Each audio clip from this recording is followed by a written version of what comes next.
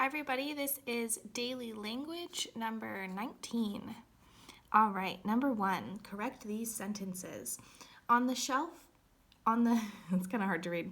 On the shelf in my room, I've displayed my collection of hats from every Major League Baseball team. So first of all, we got to capitalize on, and it should say on the shelf in my room. Shelf is singular and shelves is plurals, and we just have one in this case. It's going to be shelf. On the shelf in my room, capitalize the I, apostrophe V-E.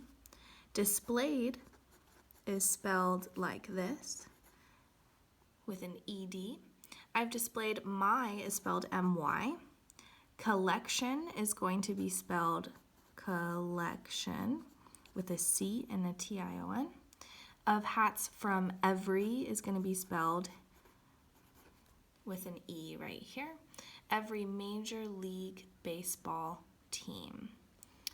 And then we need a period at the end. All right, number 2. It's fun to put one on and imagine yourself at the plate with a bat on your shoulder facing Nolan Rylan. We're going to capitalize the I in its, and we also need an apostrophe S. It is fun to put one on, and imagine is spelled M-A-G-I-N-E. Yourself is one word, so that should be together. Plate should be spelled P-L-A-T-E.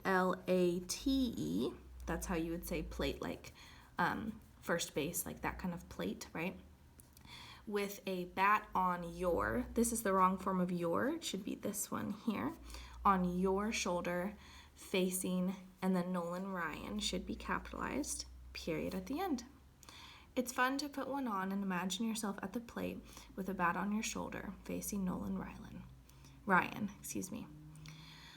Number 3, what reference source would you use to find the street address of your local pizza parlor? This is kind of a funny question here for this one, just because we wouldn't really use a paper reference source anymore. Back in the day, you might use the phone book to look up someone's address or something like that, but now we would probably just use Google, right? We would just look it up, search it really fast. What does the abbreviation MISC stand for? The abbreviation stands for the word miscellaneous. If you don't know what miscellaneous means, it means that items or things that are gathered together, but they're various different types, right? So like if I was walking and I dropped a bunch of papers on the ground, maybe I would pick up all of the miscellaneous papers lying around.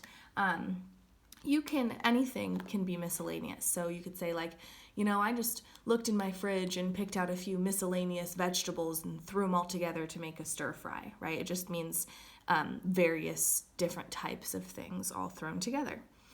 A lot of people have a miscellaneous drawer in their house where they've got like pens and rubber bands and just random stuff, right? Kind of like a junk drawer in that way. Circle the cause and underline the effect for number 5. I always struggle to say her name. Hatshepsut was not permitted to rule because she was a woman, and Egyptian law forbade a woman's becoming pharaoh.